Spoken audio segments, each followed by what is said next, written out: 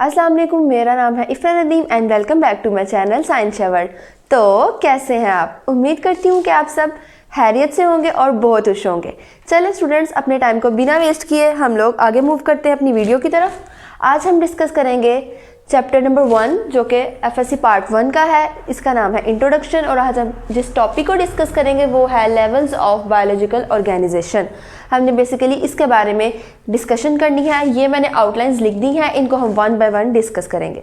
First of all students, आपको पता होना चाहिए कि जितनी भी लिविंग और नॉन लिविंग थिंग्स हैं वो बेसिकली बनी होती हैं सिंपल यूनिट्स की, और हम उन सिंपल यूनिट्स को नाम देते हैं एटम का। इसीलिए हमारा जो लेवल है वो स्टार्ट हो रहा है मेन एटॉमिक लेवल से लेकर हम लोगों ने मूव करना है कहाँ तक, नीचे कम्युनिटी लेवल तक। और बेसिकली आपको पता होना चाहिए कि जो आप हमारे सामने हम इंडिविजुअल हैं, हम एक ह्यूमन बीइंग, हम एक दूसरे को देख रहे हैं, तो ये इसमें लेवल्स फर्स्ट स्टेप कहाँ था और इसका लास्ट स्टेप वो किधर था। तो देखें स्टूडेंट्स, यहाँ पर एटॉमिक एंड सब एटॉमिक से हमने स्टार्ट होकर ये इंडिविजुअल यानी हमारा होल ऑर्गेनिज्म हमने इधर तक मूव करना है। तो फर्स्ट ऑफ ऑल इसकी जो मेन एक बेस है वो ये होनी चाहिए, आपको पता होना चाहिए इसका कि हम लोग किससे मिलकर बनते हैं। हमारा जो फर्स्ट स्टेप है वो है एटम, और वो सिंपल यूनिट से मिलकर फर्दर सिंपल यूनिट से मिलकर बनता है जिसका नाम है क्या, सब एटॉमिक लेवल। और इसके अंदर फंडामेंटल पार्टिकल्स आ जाते हैं जिसके बारे में आपको पता है, प्रोटॉन, न्यूट्रॉन और इलेक्ट्रॉन। बेसिकली इनके बारे में हमें आइडिया है। नेक्स्ट स्टूडेंट्स देखिएगा कि हमारा जो सेकंड लेवल है लेवल्स ऑफ बायोलॉजिकल ऑर्गेनाइजेशन में वो है मॉलिक्यूलर लेवल। इससे मुराद क्या है?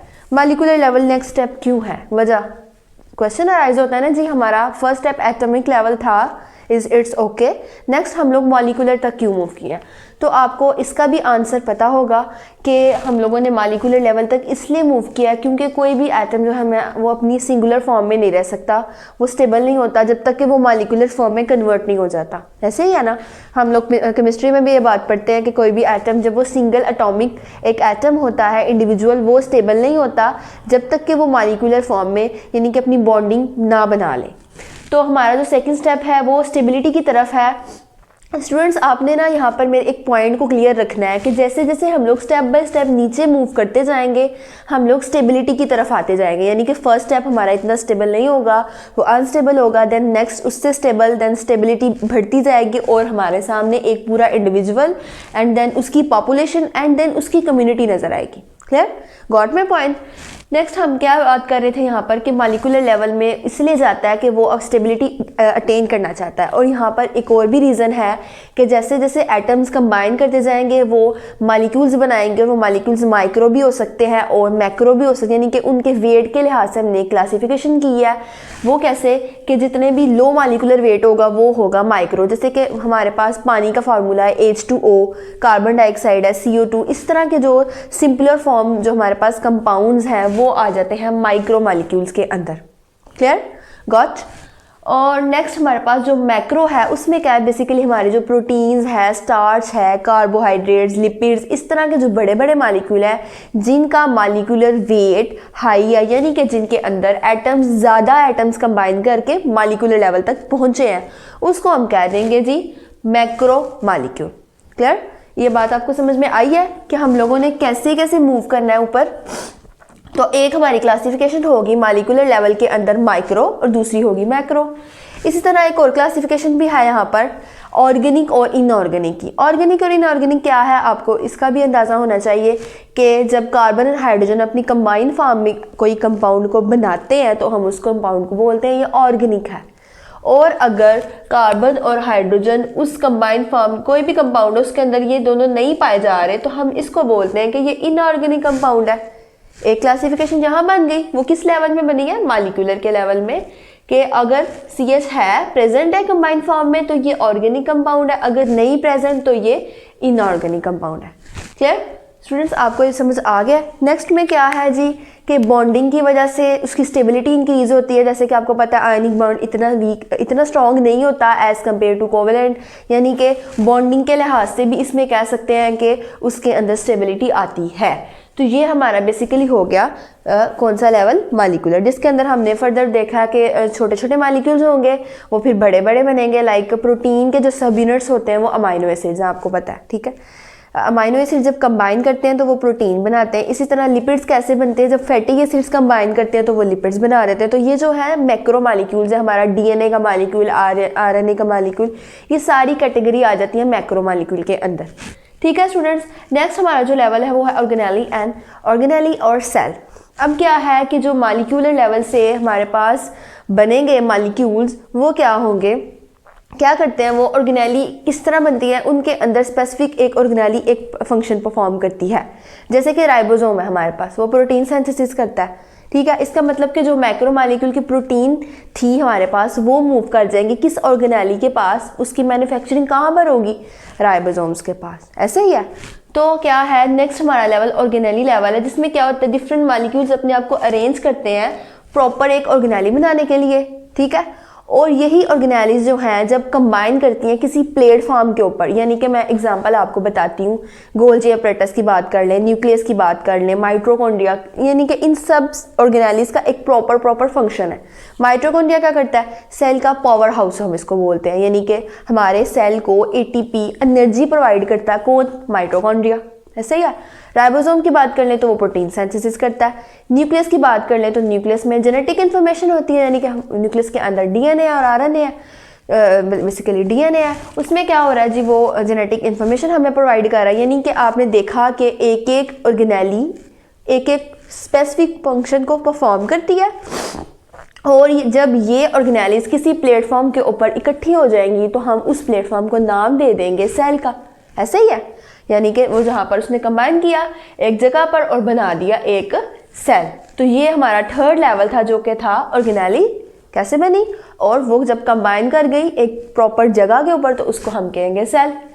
नेक्स्ट हमारा लेवल है टिश्यू लेवल। इसमें क्या होगा कि जो सिमिलर सेल्स होंगे वो परफॉर्म करेंगे सिमिलर फंक्शन, यानी कि एक ही तरह के सेल कंबाइन करेंगे और वो एक ही फंक्शन को परफॉर्म करेंगे। जैसे कि हमारे पास डिफरेंट टाइप ऑफ टिश्यूज़ पाए जाते हैं। एग्जांपल तौर हम इसमें ले लेते हैं मस्कुलर टिश्यू की एग्जांपल ले लेते हैं। हमारे पास मस्कुलर टिश्यूज़ में क्या होता है, ये हेल्प आउट करता है किसमें करता है हेल्प आउट, ये कॉन्ट्रैक्शन में हेल्प करता है, रिलैक्सेशन में हेल्प करता है। ऐसा ही है ना। इसके अलावा जो हमारे पास आ जाता है एक और चीज़, यहाँ पर मैंने लिखा है जी, ग्लैंडुलर टिश्यूज़ क्या करते हैं, सिक्रीशंस को करते हैं, सिक्रीशंस प्रोवाइड करते हैं। उसके बाद जाइलम टिश्यूज़ हैं और उसके बाद फ्लम, यानी कि 2 टिश्यूज़ मैंने एनिमल से ले लिए और 2 टिश्यूज़ मैंने प्लांट से ले लिए। अब इनका स्पेसिफिक फंक्शंस भी दोबारा सुन लें। मस्कुलर टिश्यू क्या करेगा, कॉन्ट्रैक्शन एंड रिलैक्सेशन में हेल्प करेगा। ग्लैंडुलर क्या करेगा, सेक्रीशंस प्रोवाइड करेगा। जाइलम क्या करेगा, जाइलम आपको पता है कंडक्ट करता है वाटर।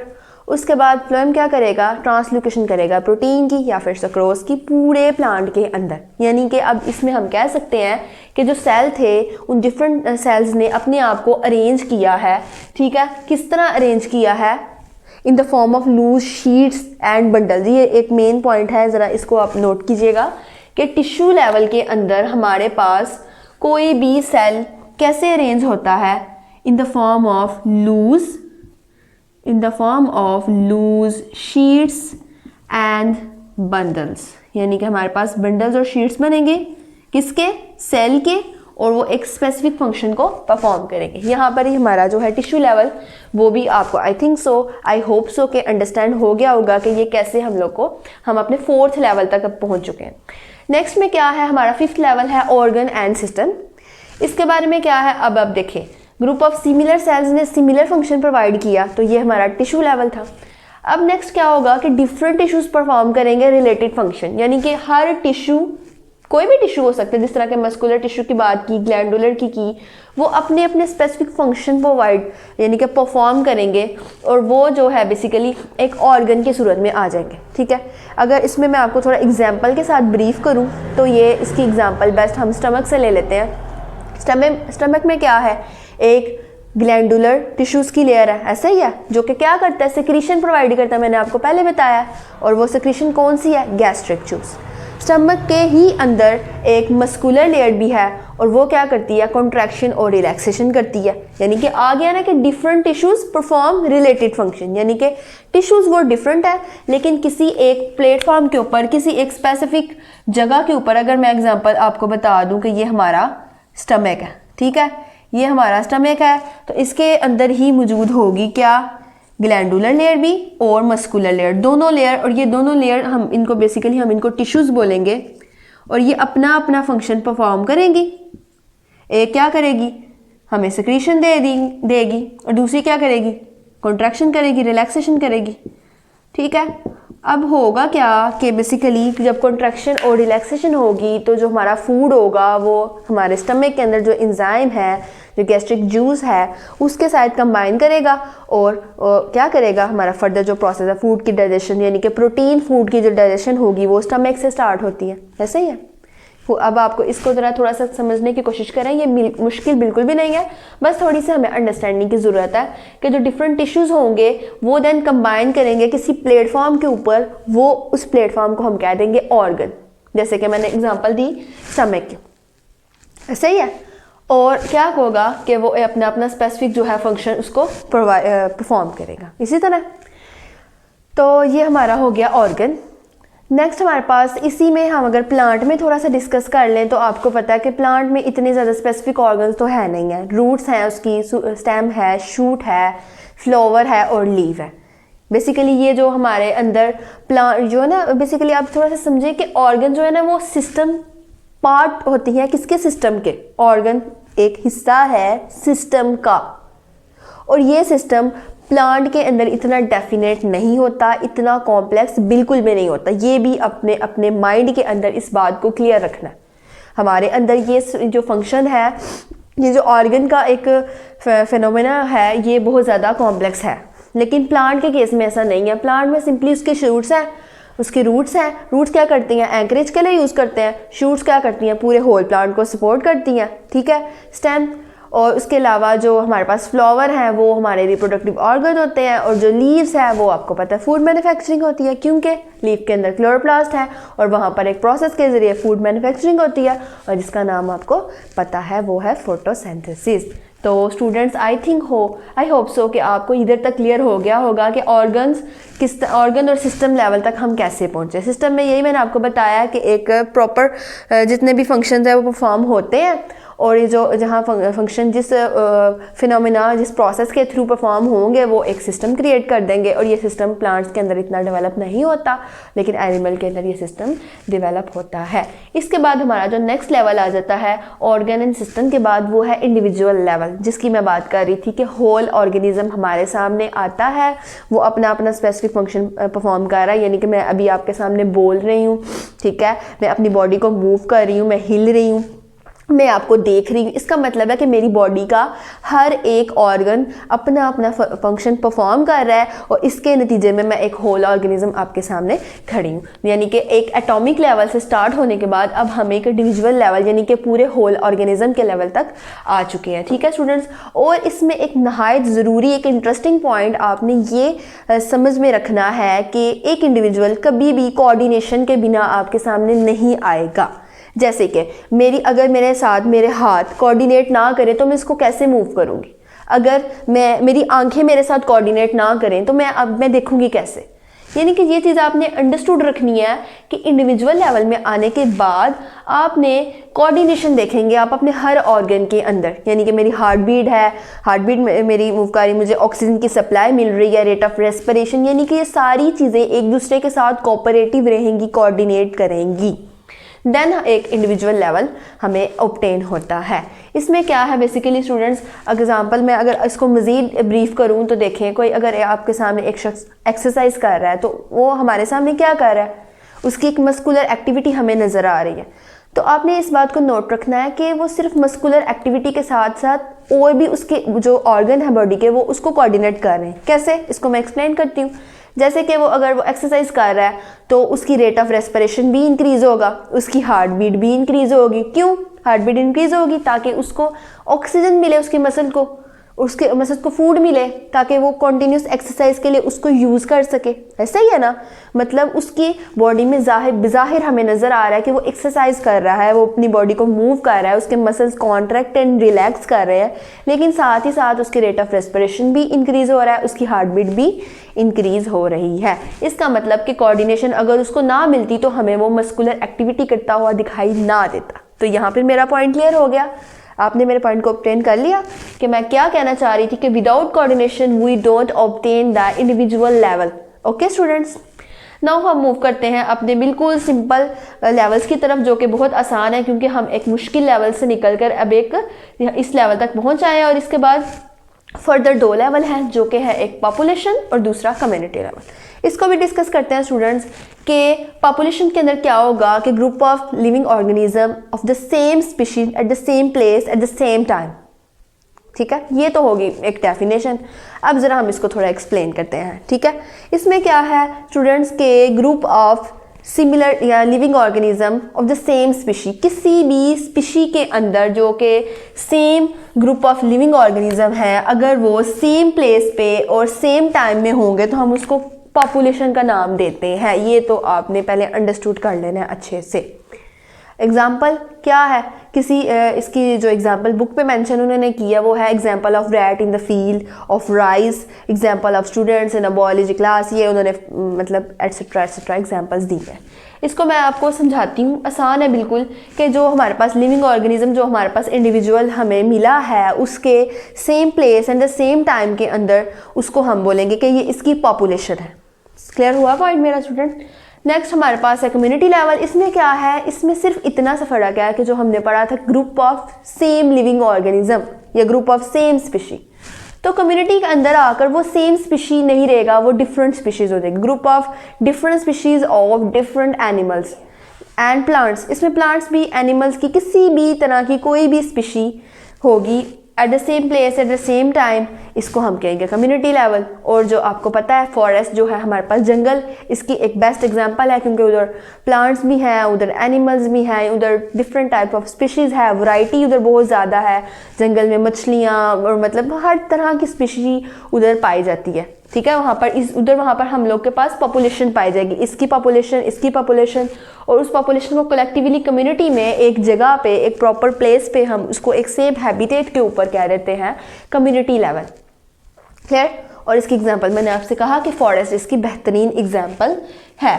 उसके बाद स्टूडेंट्स इसमें जो कम्युनिटी है, इसमें आपने एक और पॉइंट भी डिस्कस ज़रा हम कर लेते हैं कि डायनेमिक कलेक्शन है, इसमें सिंपल कम्युनिटी भी होगी और कॉम्प्लेक्स कम्युनिटी भी होगी। अब ज़रा हम सिंपल और कॉम्प्लेक्स का फ़र्क देख लें कि सिंपल कम्युनिटी में क्या होता है। बेसिकली शॉर्ट कम्युनिटी बिल्कुल सिंपल, थोड़ी सी उसके अंदर पॉपुलेशन या थोड़ी सी स्पीशीज़ पाई जाएंगी, वो सिंपल होगी। और कॉम्प्लेक्स वो होती है जिसमें बहुत ज़्यादा स्पीशीज़ पाई जाएं। और इसका बताने का मेरा रीज़न क्या था कि कोई भी अगर चेंज आता है टेम्परेचर का, इसके बाद कोई भी टेम्परेचर का चेंज आ जाता है, वाइंड का चेंज आ जाता है, तो वो किसी भी सिंपल कम्युनिटी के ऊपर एक long lasting and drastic effect देगी, लेकिन किसी भी कॉम्प्लेक्स कम्युनिटी के ऊपर ऐसा कोई इफेक्ट नहीं होगा। मतलब मेरा कहने का मकसद ये नहीं है कि उस पर इफेक्ट होगा ही नहीं, होगा ज़रूर, लेकिन इतना ज़्यादा नहीं होगा कि वो उसकी जो इन्वायरमेंट है, उसकी जो कम्युनिटी के अंदर एक मेंटेन हुई हुई चीज़ उसको डिस्टर्ब करे, रेगुलेशन को डिस्टर्ब करे, ऐसा नहीं होगा। लेकिन अगर वही कम्युनिटी स्मॉल होगी, छोटी होगी, सिंपलेस्ट होगी, अगर उसके ऊपर हम कोई हीट का, कोई टेम्परेचर का, कोई वाइंड का, कोई भी इफेक्ट उसके ऊपर हम करते हैं लागू, तो वो क्या होता है, वो कम्युनिटी बहुत ज़्यादा डिस्टर्ब होगी, उसके अंदर इफेक्ट्स जो होंगे वो लॉन्ग लास्टिंग होंगे और वो बहुत ज़्यादा ड्रास्टिक भी होंगे। Clear? Now students I think so आप मेरे इस पॉइंट को समझ गए हैं। अब जब हम ज़रा एक दफ़ा गो थ्रू कर लें, ये हमने स्टार्ट किया था एटॉमिक एंड सब एटॉमिक लेवल से, जहाँ से एक सिंपलेस्ट एटॉमिक लेवल से स्टार्ट होकर हम मॉलिक्यूल में गए, फिर मॉलिक्यूल्स ने मिलकर ऑर्गेनाइज बनाई, ऑर्गेनाइज एक स्पेसिफिक जगह पर मेंटेन हुई, उन्होंने वहाँ पर स्टे किया बेसिकली, तो वो उन्होंने बना दिया सेल। देन सेल्स के बाद टिश्यू लेवल गए, उसके बाद टिश्यू ऑर्गन्स में कम्प्लीट हुए, ऑर्गन्स ने एक स्पेसिफिक फंक्शन प्रोवाइड किया, उस प्रोसेस को हमने बोल दिया सिस्टम। देन क्या हुआ उसमें इंडिविजुअल लेवल, उसके बाद पॉपुलेशन और फिर उसके बाद कम्युनिटी। ये इधर ही हमारा जो टॉपिक है वो कंप्लीट होता है। आई होप सो आपको मेरे टॉपिक की बड़ी अच्छे से समझ आई होगी, और अगर बिल फर्ज कुछ समझ में नहीं आया तो टेंशन लेने की कोई ज़रूरत नहीं है। आपने क्या करना है, सिंपली मुझे कमेंट कर देना है वीडियो के नीचे, ताकि मैं उस पॉइंट को, आपके उस क्वेश्चन को मैं क्लियर कर सकूं।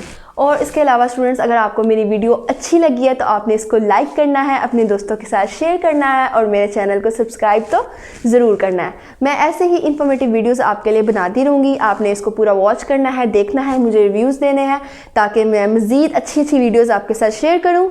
चलें फिर स्टूडेंट्स, मिलते हैं अपनी अगली वीडियो के साथ। तब तक के लिए अल्लाह हाफ़िज़।